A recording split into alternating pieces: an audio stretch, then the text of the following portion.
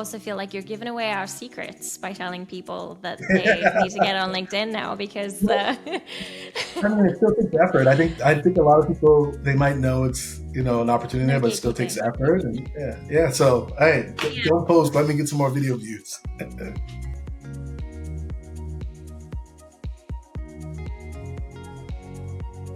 Which social media platform should you actually be on? It's Buffer Chat time, and we are going to be unpacking this today. Friends in our virtual studio and folks listening at home, a very warm Buffery welcome to you.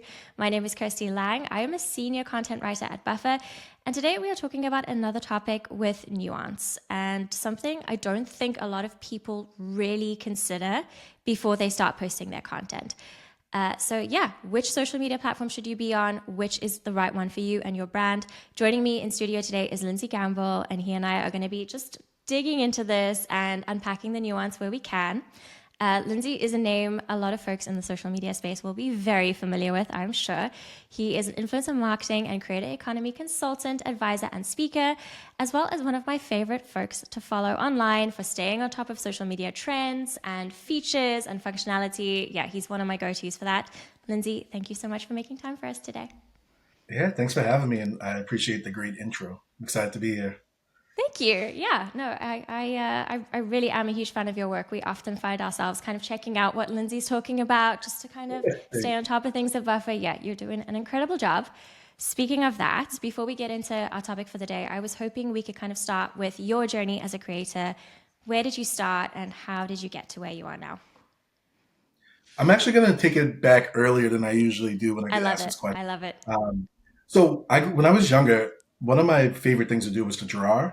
So I was an artist or inspiring artist, and so I spent a lot of times drawing and painting. And my first actual job was working for a nonprofit here in Boston, Massachusetts, in the States.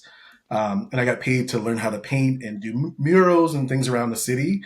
And so that doesn't connect to so much what I do today, but I do think about like that creativity aspect and having an idea and creating something around it is kind of the core of my journey as a creator. Fast forward to something that's probably more relevant. When I graduated from college back in 2010, a year or so after graduating, I launched a hip hop blog. And this hip hop blog was actually a blog I first started in college. I took a new media class and we had to create a WordPress blog. And at that time, it was focused on sports and music, two things I'm really passionate about as well. I did that project and kind of moved on. But when I graduated and kind of stopped pursuing my goals of playing American football professionally and everything with that, my next goal was to get into social media. I wanted to be a social media manager, a PR manager, but one of those roles, something I don't want to do today because it's a lot of work. But I relaunched that blog after finding that it was challenging to get in the social media space. I got a lot of feedback saying like, "You're great, but we need some more experience." I didn't have any internships, and so I saw that blog as a way to kind of create this internship for myself. Fill the extra time that I had since I wasn't playing football anymore, and so I started creating content around the local hip hop scene in Boston, writing about local talents, new singles, albums, releases, and then started to interview those artists, started to manage those artists and do PR work, and really just started to create content and kind of do a little bit of everything and learn social media. 6 or 7 years of doing that, I was able to turn that into my first social media job at a small influencer marketing agency.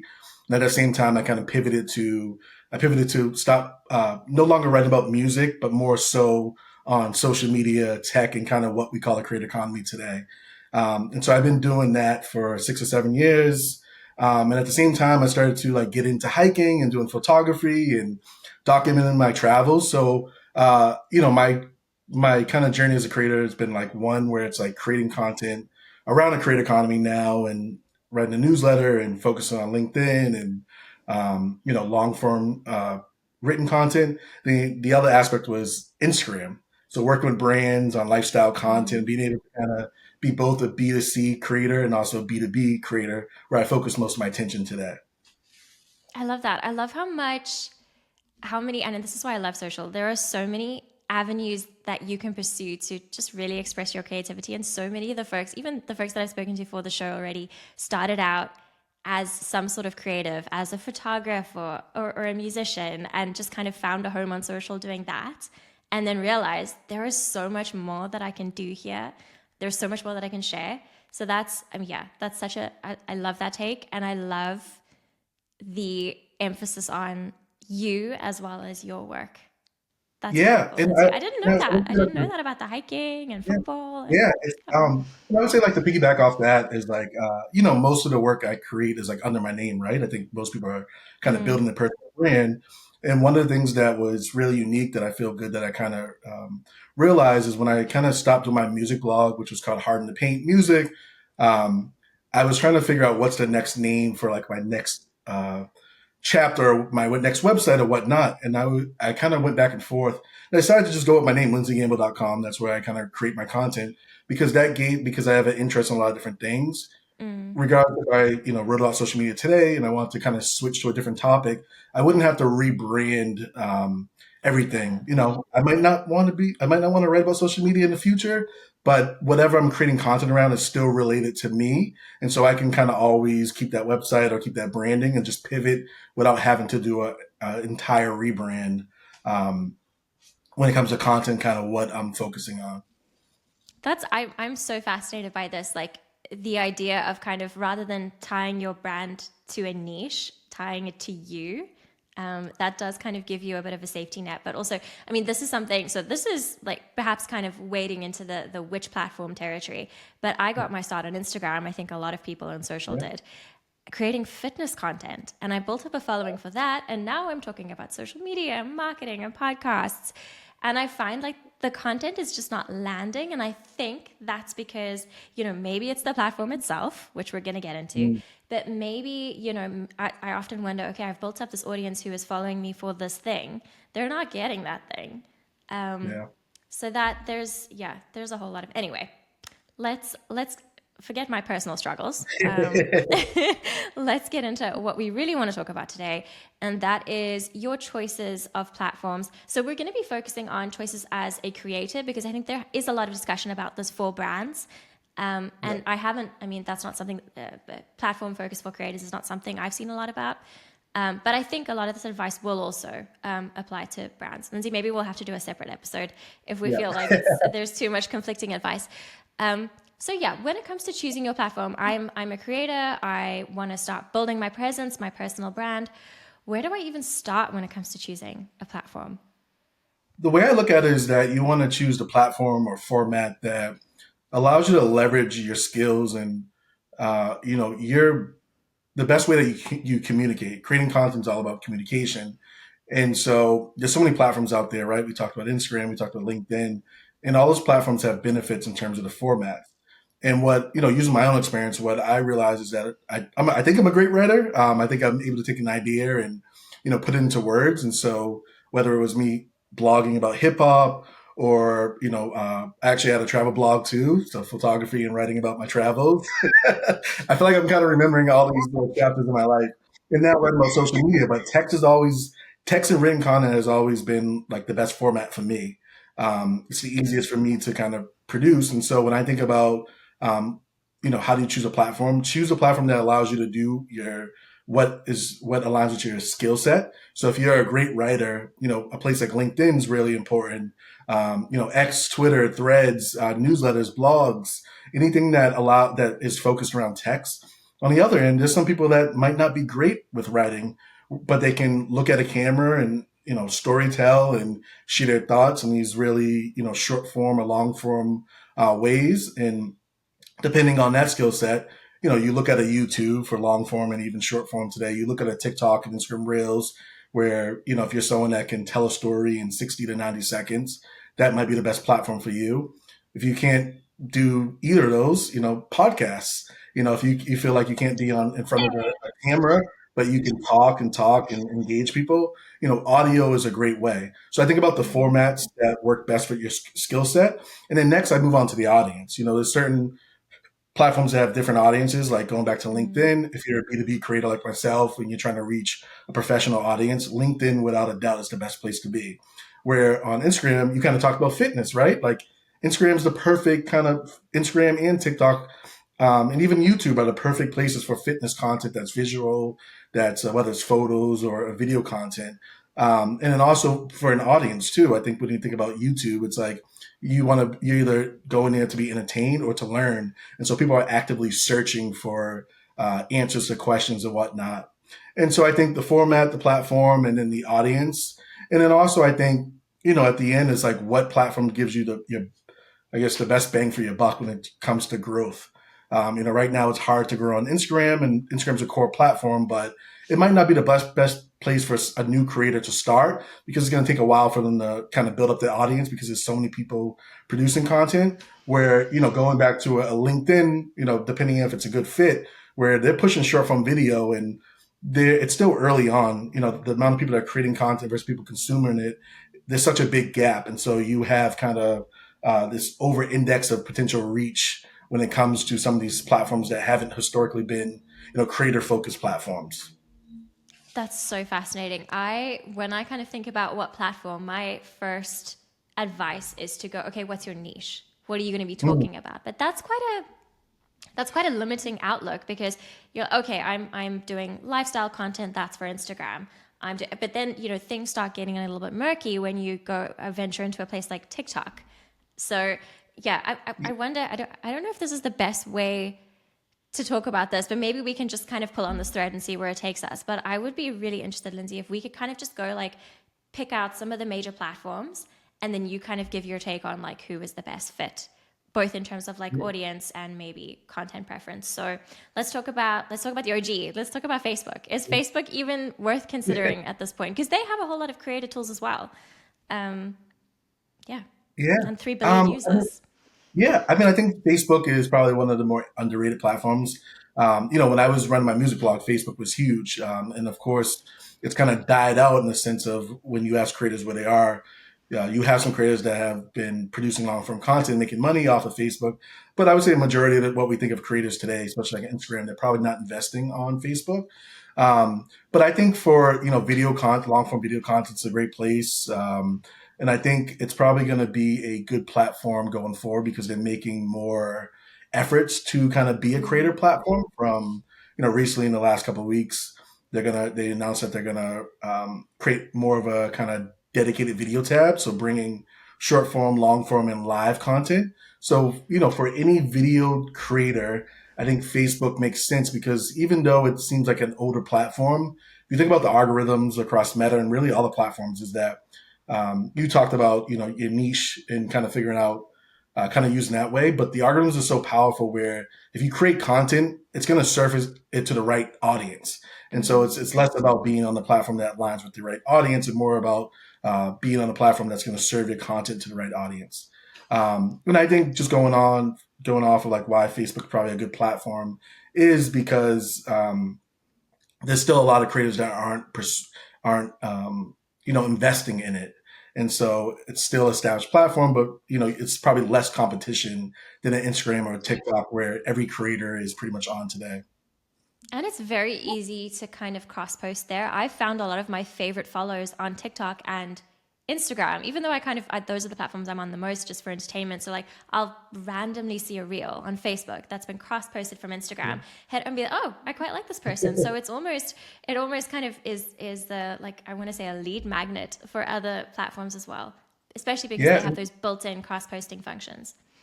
yeah, and surprisingly, I mean, they've been making a big push for Gen Z, and based on the data they put Yes. out, Gen Z is like it's a growth. It's the first time they have growth in that audience, and so I think I don't know if we'll ever go back to the old Facebook days where like everyone was on it just because platforms kind of mature. But I do think when we think about the platforms, it is an opportunity for someone that wants to stand out, whether they want to just repurpose content there or try something a little different than what everyone else is doing today. Okay, I love that. Let's move on to Instagram. I feel like Instagram, I want to say problem child right now. I know folks have a lot of feelings about Instagram and the way they're restructuring things, but it Yeah. is still, I love it. It's still one of my favorite platforms as an elder millennial. I can't Yeah. stop. Yeah. I love Instagram. I've been on it for a while, and I still think it's a great platform. I think it's a core platform for any type of creator, right? Really anyone. I mean, whenever you meet people, and if you're exchanging kind of social media platforms, it's usually Instagram. I think it's kind of like the core one, the mainstream one, and it's really hard to grow because there's just so much competition on there today. Mm. And like I think like you said, they're changing the algorithms and whatnot. And they're just moving, they changed so much from the early days of like, hey, if you have this many followers, you can expect this reach. Where it's really focused on like if you put out content that is relevant over time, it's going to kind of surface it to the right audience. And some people are having a lot of success with that. Some people aren't. But in terms of the type of creators, I think if you produce any type of visual content, whether it's photos or short form video, you should be on there because it's the mainstream app. It's where a lot of brands are working with creators on sponsored content. So if you want to get brand deals, Yeah. most times and not, Instagram's gonna be part of that because a lot of brands value it as a channel. Um, and then also, I think too, like they're catching up. Instagram kind of I feel like died out, or not died out, but like it kind of was stagnant for a little bit. Yeah. And they've put out a lot of efforts in building up the platform, and kind of catching up when it comes to like the algorithm. And although some people that have been on it for a while are not having that growth, there are a lot of new creators that are emerging. And if you just think about it, like their focus is Gen Z, and so it's kind of being built out for those Gen Z creators, those creators that are leaning into some of the areas that Instagram's leaning into, like AI and connecting with audiences and anything that's probably non-political. Yeah, let's not get into politics in the week that we are Yeah. recording this. Um, okay, that makes a lot of sense. I love that. I also something I think is an undervalued aspect of Instagram is the I want to say boundaries, but the protections that are in place for creators that a platform like TikTok doesn't necessarily have. Mhm. It's very easy to duplicate content on some other platforms, but Instagram, they have a lot of checks and balances in place, and their guidelines are very strict and very clear. And I think a lot of creators will kind of push boundaries and see themselves stepping out of those guidelines, and maybe they don't even feel that they're that far out of them. But then their reaches. Anyway, I thought that was just worth flagging that it's good to see a platform thinking about those things. Yeah, yeah, and sometimes sometimes when a creator's post gets flagged when it's for the wrong reasons or it shouldn't be flagged, that's frustrating. But that you do have some great points. Like TikTok is still, I guess, for lack I of a wasn't better gonna word, say explicitly call out TikTok, but yeah, TikTok is well, cowboy not country. well, just the Wild Wild West in terms of just like it hasn't been around as long, and so Yeah. they're making improvements, but still trying to figure out, when it comes to the guidelines and giving creators credit, like it's behind because it just hasn't been around for that long compared to a Meta, Instagram, Facebook. Yeah. Well, if anyone from TikTok is listening, the people that are copying my content, can you make them stop? Thank you. Um, okay, so TikTok. TikTok is I love TikTok because it is a place where you can start from scratch right now and see Yeah. explosive growth. Yeah, let's talk a little bit about the wild. I What mean, did we call it? The Wild West. yeah. I mean, you exactly said the biggest opportunity there is where you can start from zero and, build a following. We saw that, a couple of years ago during the pandemic when Mm, TikTok really exploded, where people were just doing kind of ordinary things like, showing a recipe or talking about their day. And like they became creators overnight because of the algorithm, just the focus on less of a focus on followership and more of a focus on connecting people with the right content. And so I think, and like I don't use TikTok as much. I have been uh, reposting a lot of short form video because I do want to build that out. But I do think that anyone that is a video focused creator should be on TikTok because there's the opportunity to build a following pretty quickly. Obviously, it's a little harder today than it was 3 years ago, but you do have that kind of over index on reach. mm, And you see creators that have hundreds of followers that have videos that are in the millions. It's not based on how many followers you have. It's really based on are you putting the creative is the kind of foundation. If you put out a good piece of content, you have the opportunity to reach millions of people. yeah, that's so true. I think I have 1,500 ish followers on TikTok, and I had a video hit over 2 million, and it was quite terrifying, to be honest with you. The Yeah. comments were scary, but it's so cool that you can do that. I mean, I don't necessarily think that that is something that you would be able to achieve on Instagram unless you Well, have like an absolutely knockout viral success. Okay, so we've talked a little bit about TikTok. Something I think is also worth pointing out for TikTok is the fact that the content doesn't need to be as polished. So I know a lot of people feel yeah. very intimidated by video, but TikTok, it's a different Yeah. beast. I mean, this is right here. This all you need is a phone. And I think going back to like when TikTok exploded was because people you didn't have to really set up a professional camera and have this super polished video like you might like you probably want to have on a YouTube long form video. But it's like people that I think the quality of what you consider quality content on TikTok is so different than what we've historically said is quality content across social media. And I think for someone that maybe doesn't have the right tool or have a professional camera or just wants to get started, all you have to do is set up your camera, talk about whatever topic you want, and use the editing tools, and that could be in a matter of minutes and get your kind of word out there. Um, and I also think too is like if you're kind of creating content that is relatable. I don't know if that's not the best way to explain it, but content that other people maybe that hasn't historically been on Instagram. Like Instagram is so super polished and it's Yeah, changing it's a little bit with aspirational Instagram. rather than Yeah, yeah, relatable. exactly. Right. There wasn't really a place for kind of this raw, unfiltered content where people are talking about getting laid off or getting fired or the challenges they have with parenting. And for someone that's kind of touching upon these sensitive topics or these kind of real conversations, TikTok is a great place because you're going to be able to find that community that's looking for that type of content. And it's an environment that is more accepting as opposed to maybe on Instagram where you're looking for more aspirational, inspirational, and kind of polished content. Yeah, I mean that's definitely something that I find myself gravitating towards on Instagram. But the yeah, I want to say the bar is lower for polish on TikTok, for in my personal preference. But I do love an aesthetic Yeah. desk setup. I will say. Okay, that makes a lot of sense. Thank you, Lindsay. On to the other platform that you have mentioned, YouTube. I don't. Can we call it a social platform at this point? It's a behemoth. It's a search engine. Yeah. I mean, I still call them all social media platforms, even though they're changing. Like TikTok doesn't even it calls itself a entertainment platform. But Fair. whether we call YouTube social media or streaming or whatever search engine, whatever they call themselves, I think it's a platform that all creators should to be on. And I think we see a lot more articles or think pieces or just more creators talking about the value of YouTube because of the creator monetization. It has the most kind of robust, like long lasting and like sustainable ways for creators to make money once they get in the YouTube partner program. And so, when we think about TikTok, you have some of these people that have millions and millions of followers, but they not all they don't always have that community because it's more so that content's being served to people, and so it's less about the actual creator. Where YouTube is really focused on the creator, right? If you subscribe to someone's channel, it's because you're opting in. You want to get notified every time they put out a new video, Yeah. and you want to. It's a lean in environment, and so I think YouTube is great for all types of creators, whether it's lifestyle content, whether it's business content.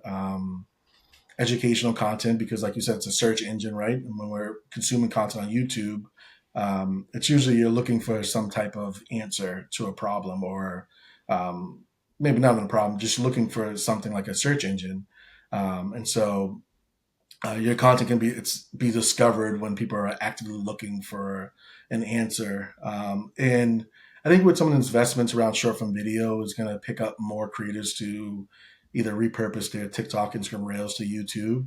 And then also it's building out more community features. Like the last month or so, it's launched a ton of different features that are really focused on creators being able to build that community aspect. So community spaces. Sometimes creators have a Discord or Instagram broadcast channel, but now YouTube's bringing more of a kind of the opportunity for creators to take those experiences directly with their content, so people can watch their content, but also engage with other fans of that creator or engage with that creator right alongside their long form video content. I am such a massive community building fan, so I love these features that they're launching. It makes so much sense to keep them right in the platform rather than be sending them out to Discord or whatever the case is. Yeah, I also like. I think it's also YouTube is. I love YouTube. It can be frustrating because it's such a long game as opposed to you yeah, don't get the immediate results that you get on TikTok or maybe even Instagram. But your yeah, content doesn't have a shelf life in the way that it yeah, does. So you can just kind of keep slowly incrementally building, and a year down the line suddenly your video is a hit. Whereas TikTok, or not so much TikTok, but like maybe Instagram, the first 48 hours, if you don't get the reach that you're hoping for, yeah. that's it, you're done. Yeah. One thing to kind of piggyback off what you said is, so when I was running my music blog, I would do artist interviews. So like I probably did 70, 80 on YouTube. My channel was, yeah, it was fun. My channel was small, but I would, sit with artists and interview them for 10 to 15 minutes. And I still have that channel up, and it's so funny. I was wondering why I had a bunch of comments on one video. This video is like from, I don't know, 10, not 10 years ago, 7, 8 years ago. It's so, like you said, the long tail aspect of what happened is someone that I interviewed ended up going viral. And people were coming across that video and started to comment and stuff. And this is a video I haven't touched in years. And so, like you said, you have that like longer lifespan, um, which is great because when things come up, people can kind of resurface that content. For example, if you produce like a gift guide for Christmas, it's not just relevant for this Christmas or Mm, whatever holiday you celebrate, but the next time that holiday comes around, people can search for it and find it, and so you get more value out of that content as opposed to what you said with a Instagram where I put out a post today and it's gone by next week, I or know. not even I next find week, that it's next exhausting. 2 days. Yeah, Exactly. And to that point as well, YouTube takes so much more effort than putting out, say, if you're going to do, say, 3 short form videos a week, which a lot of folks are recommending for Instagram right now, the amount of work that's involved in that, okay, probably not as much as a full length YouTube video, but with YouTube, you really only have to be publishing twice a month.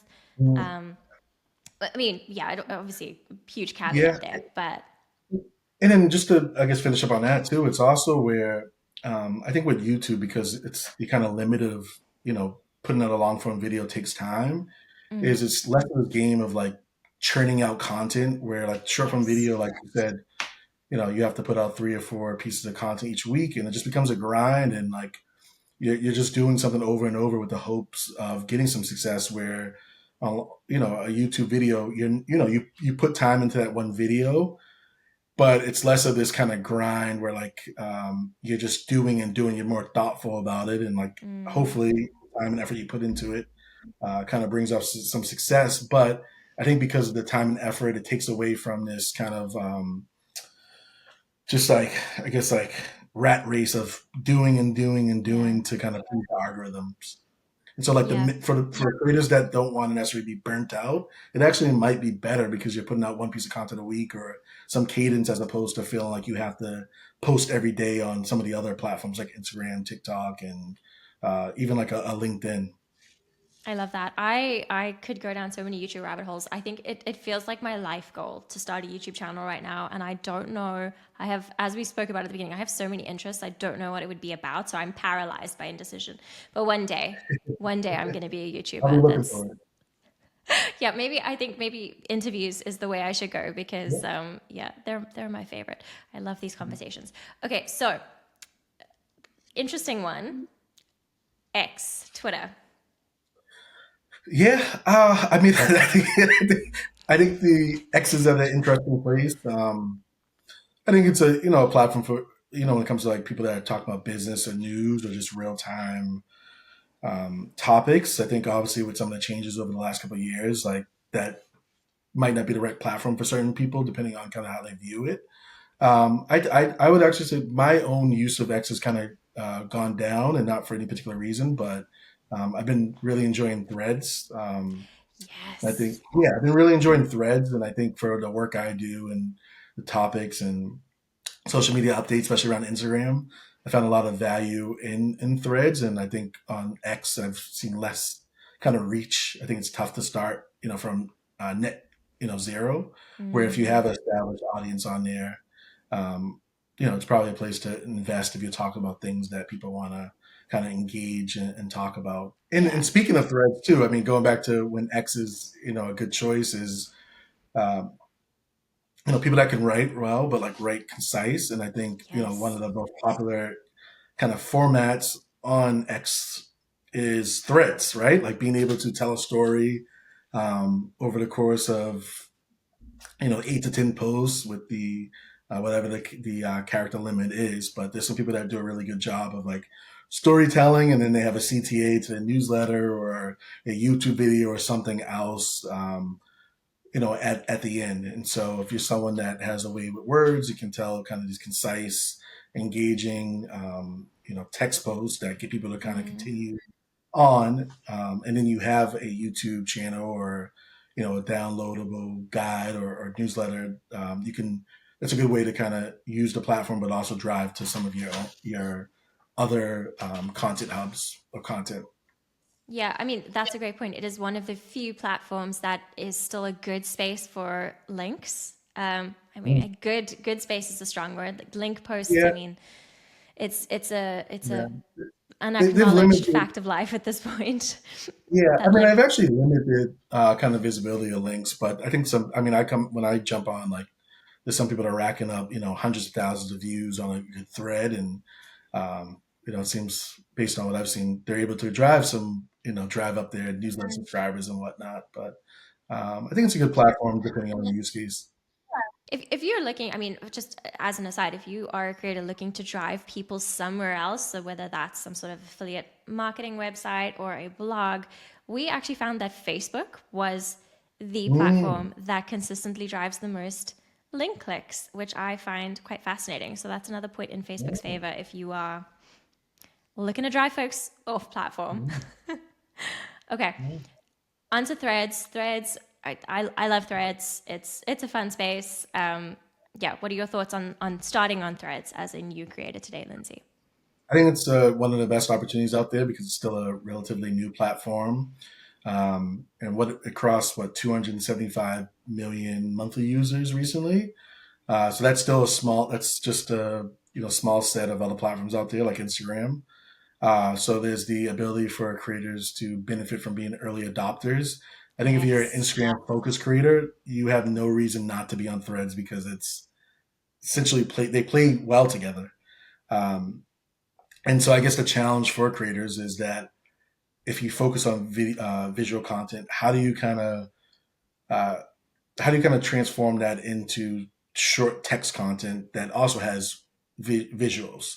Not everyone can do that. They might be able to create an engaging caption for a photo or video, but Threads is all about conversations. How can you share your content or engage with your audience through text in a way that is, for lack of a better word, authentic? I think we see a lot of kind of engagement baiting on there. Yeah. But I think if you have an audience on Instagram or you focus on Instagram, Threads should be an extension of that, and so you can still repurpose some of that content. But you also want to connect with the people that actually follow you, but also new audiences. What I've seen Threads be really valuable is for me is that I don't share a ton of kind of creator comedy stuff on my Instagram profile. It was mostly travel, just I feel like my daughter, my family, like it's more personal. But by sharing stuff around social media, on threads, and my newsletter, I've actually grown my following on Instagram more than I ever have because people are interested in the content I'm sharing on threads. And they're like, oh, I want to follow this person on Instagram, even if the content's a little different. And so I think there's that opportunity where you can kind of piggyback off of getting in front of new people on threads to build your Instagram audience. I love that. I hadn't considered that at all. But of course, they do play well together. And yeah, Yeah. that makes a lot of sense. Like, oh, I really like Lindsay. I want to know more about his life. So I'm going to go. Of course, I would behave in exactly the same. I'm also going to go and Yeah. follow you on Instagram right after this chat Awesome. because And- I want to see the travel content. Okay.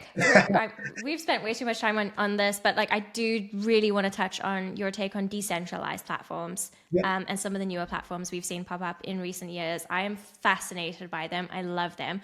What do you think right now is the opportunity for creators on platforms like Blue Sky or Mastodon? Yeah. Yeah. So I actually don't use both of them and I need to jump on them, but I've been thinking about the Fediverse a lot, and I actually use Flipboard, which is also decentralized. And yeah, so if you know that, now you know. And then Excellent. Threads too, it has some Fediverse capabilities. I think it's one of the things that not many people are talking about, and I think it's because it's a hard concept to grasp. Where you hear creators talking about, or people talking about the value of AI for creators, but there's another opportunity with kind of decentralized networks because we talked about different platforms where with these decentralized networks, um, you can post, and I'll go back to Flipboard because that's the one I know the most. But when I share some of my blog content to Flipboard, that content can be discoverable on a Mastodon, and then also Threads. You can turn on Fediverse sharing, and Threads posts can get served to Mastodon. I think some of the other um, activity pub Yep. integrations out there. And so I think it's like you get the benefit of not having to repurpose content manually, where your content can be posted to one of these platforms and be discovered across other platforms that are a part of the Fediverse. And I think there needs to be more education around it from the platforms themselves, especially to the I'm gonna traditional get on that. creator. Yeah, because the people that know about it is mostly like tech or like it's not your average creator, and there's a huge benefit, right? I know when I share stuff on Threads and I have Fediverse sharing on, sometimes it's like eight replies from I don't know who it is, but from other networks. And to me, that's a lot easier than having to repurpose that thread post to all these different networks. And then you also have the benefits of just having more control of kind of your data and ownership. It's still relatively early, but I think it's one of those opportunities where like if you are on any of the platforms like Threads or X, like a Mastodon makes sense, and a Blue Sky. And I should use my own advice when it comes to jumping Go on those get on Blue platforms. Sky. I love Blue Sky. Yeah, It feels a lot like Twitter used yeah, to. yeah. I've heard a lot of good things, and I actually before this conversation, I was thinking about launching a account because I am sharing, text content, which I think would be perfect for it. But yeah, I'm looking. I hope this year more people kind of figure out what it means. I think it's just an educational hurdle out there, but I think we'll have some more progress, going in the next year or two as people kind of learn the benefits, and as I guess to wrap it up around that is that I think there's a bigger emphasis on these smaller networks and platforms as opposed to being on one platform and having this huge audience where people are on Blue Skies, people are on Mastodon, people are on Threads, and as they play together, you have the ability to just be on one and kind of share your content to all, and not really be Yeah. at the liberty of any one platform. So what's really cool about that is, so to your point, like Threads shares to the Fediverse, which is Yeah, Mastodon, and there are some other yeah, Fediverse platforms. There are some really interesting ones that are similar to Instagram, similar to yeah, YouTube. So it's definitely worth yeah, exploring. But I will say that there are two different protocols that are currently in play right now. So the one is ActivityPub, yeah. which is Fediverse, and the other one, That's the one the I got. AT protocol is Blue Okay. Sky. And so they don't play together yet, which just also kind of adds a little bit of like another layer of confusion for folks. Yeah, but if you use Buffer, you can cross post. I'm just gonna Yeah, put that out there. and You the can best, cross the post with best, it. the best way that I feel like the Federalists have been explaining, the easiest way is like email, right? I can Yes. email you from Gmail, and you might have what what's it, Yahoo. Like, I just think like once there's more education around it and more use cases, I can see more creators kind of jumping on it and seeing the value because I think it's a huge opportunity. I love that. Yeah, the idea of cross posting is actually how I got into LinkedIn, and my biggest Yeah, audience is actually on LinkedIn right now. It was yeah, kind of, oh well, people are creating on LinkedIn. I'm creating on Instagram. The stuff that's applicable, I'm going to start posting on LinkedIn, and now LinkedIn is my primary platform. yeah, So, oh my gosh, we haven't yeah. spoken about LinkedIn. I, Were you wondering where we were going to get to that? Oh my gosh. I Okay, won't. okay, okay, okay. I'm going to edit You're this. I'm going to talking, edit you're this. talking the one I know the best. Whoa. Okay. I mean, it's one of the most exciting platforms right now, I feel, for creators, especially if you are a professional or you're in like a Yeah, B2B ish space. Can we just yeah, like, let's talk about LinkedIn real quick? yeah. My favorite platform, my main platform, your main platform. Uh, without a doubt, the best platform for anyone that wants to connect with a business audience. And that's probably everyone. Like we all kind of play in the business world in some form, whether you work for yourself, whether you work for a company or, whatever. And I think, I've been lucky to kind of jump up to have LinkedIn become part of my like kind of content strategy for 6 or 7 years and kind of be able to learn on the go and be able to kind of evolve with the platform. But I mean, I'm all on LinkedIn. I'm all in on LinkedIn because of the audience I want to reach. And so I think if you want to reach someone that is interested in like the business world, news, like pretty much anything related to making money or selling or buying or driving business, which is Just everyone, life. it Yeah. makes sense to be on there. So in our case, we talk about social media, right? Like social media is probably something that everyone cares about. So without a doubt, it's a great platform to be on. And it's not just about posting updates, it's like sharing your insights and kind of your analysis of what you're sharing. I think people want to learn about experiences and information that helps them with their job or whatever they're doing. So B2B creators, I think tech is a great one. AI is a big one, social media, but there's also a opportunity for your traditional creator to be on there. I wrote something a while back of like the benefits of LinkedIn for creators that call TikTok, Instagram, YouTube home. Is that maybe you're not reposting, like you can repost some of your short form video content now that LinkedIn supports short form video, but it gives you the opportunity to share what you know in a different way, especially as a creator, right? You're running a business, so maybe you're not posting your favorite trip that you took, but you're talking about the business aspect of being a travel creator, whether that's how you work with brands, breaking down a viral post, breaking down how you travel to all these different locations and think about the expenses and the cost and kind of how you kind of run that business. And the opportunity there is that you're not only getting the opportunity to get in front of marketers who have budgets that can give you more opportunities, but the creator economy and social media is such a big topic on LinkedIn, is that you have the opportunity to contribute to that conversation, not just leave it to marketers and companies that are talking about what creators need. As a creator, you can actually tell people what you need. And then I think the short form video experience is one of the biggest opportunities out there. I've been posting more short form video. It's like the early days of Instagram Reels and TikTok and YouTube Shorts, where just as a whole, the amount of people that post content on LinkedIn is so small compared to the people that consume content. And when we think about video, it's even smaller. And so I'm seeing a lot better results on video content. I bet you the same is for you because there's less competition and there's more eyeballs to go around. And LinkedIn is prioritizing video from adding different experiences, but also how it's trying to generate ad revenue. So that was a mouthful, but I would say there's opportunity on LinkedIn for every creator because of the expanded reach, but also how the platform has shifted from a place for job searching and networking to a platform that's for content. It's just a matter of tweaking. It's just a matter of creating content that caters to the mood that people are when they go on LinkedIn. It's usually business professional insights as opposed to like an Instagram where you want to be inspired or see your friends and family. I love that. Yes, yes to all of it. I also feel like you're giving away our secrets by telling people that they need to get on LinkedIn now because I mean, it still takes effort. I think a lot of people they might know it's an opportunity no there, but it still takes gatekeeping. effort. And yeah. So Yeah. hey, don't post. Let me get some more video views. Yeah, I love that. That's amazing. I also I have been talking about this on the podcast for a while, but I have finally locked in a guest from LinkedIn who's going to give us Oh, that's some awesome. inside secrets. Yeah, I'm very, very excited. I mean, secrets is a strong word. But yeah, so if you're listening to this and you want to learn more about LinkedIn, just keep an eye on the podcast feed in a week or two. It's going to be there.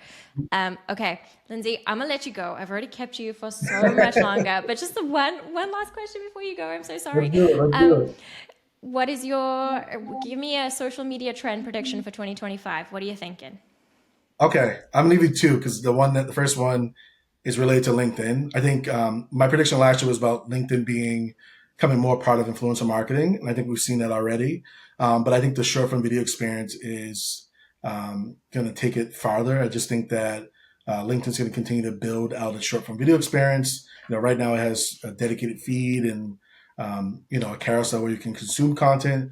I think it's going to make views on those pieces of content available to everyone, similar to the other short form video experiences, so that's going to encourage people more. When you see a video that has 2 million views as a creator, you're going to say, oh, I can actually reach that many people. Let me start producing more content. I also think that it's going to potentially integrate video into more experiences. One of the things that I recently wrote about was collaborative articles. I think it's kind of, dialing back on collaborative articles, but I think it might start to allow creators to respond to those prompts with video content, knowing that video content is really important. And then so, yeah, short form video on LinkedIn is going to be huge, and we'll see a lot more of it, and people that get in early are going to benefit. And then the second one, kind of going along with that, is I think this idea of engagements, is the importance of engagement is going to be a little more decreased. Engagement has always been like kind of the key way that people indicate the success of a piece of content, whether it's social media, organic content, but also influencer marketing.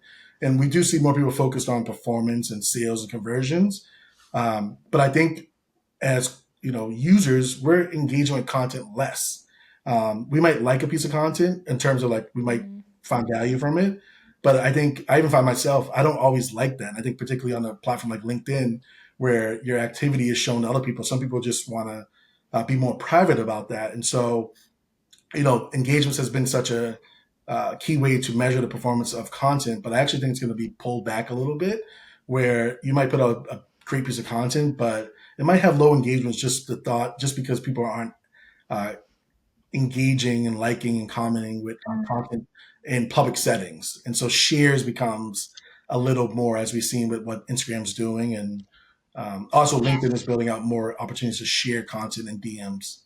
And that is such an interesting take, because I think for the past couple of years we've been kind of veering into engagement is more important than views territory. Yeah. But people are not behaving in the same way online. And I think that comes down to TikTok as well. You're kind of just scrolling. I don't comment on TikTok videos ever. Yeah. So, yeah. Yeah, and you share them. I mean, you share everything through DMs. I would say like the ratio of me sharing a video that I enjoy with a friend is probably 10-1 as opposed to liking it. And it's just we're all a little more private, and sometimes there's content that you like that you might not engage with. I think especially given like society and everything's going on, like, people want to be a little more, not secretive, but just are a little more aware of the type of content that they engage with. Yeah, that makes a lot of sense, Lindsey. Thank you. That is a great prediction. And since your prediction last year came true like 100-fold, I'm going to bank on these. Thank you so much for this time. This was wonderful. If people want to find you, LinkedIn and Threads, am I right in thinking those are the best spots? Yep. LinkedIn, Threads, those are my main ones. And then I write on my blog as well, lindseygamble.com. But yeah, those, feel free to reach out. And thanks for having me on it. This was awesome. Yeah, this was so much fun. Thank you so much for making the time. Folks, that was Buffer Chat. Tune back in next week. We're going to have another fantastic guest. I've got some, including folks from LinkedIn. I have some more creators, more experts lined up. I'm having so much fun with this podcast. I'm learning so much. And I hope you are too. Thanks so much for joining us.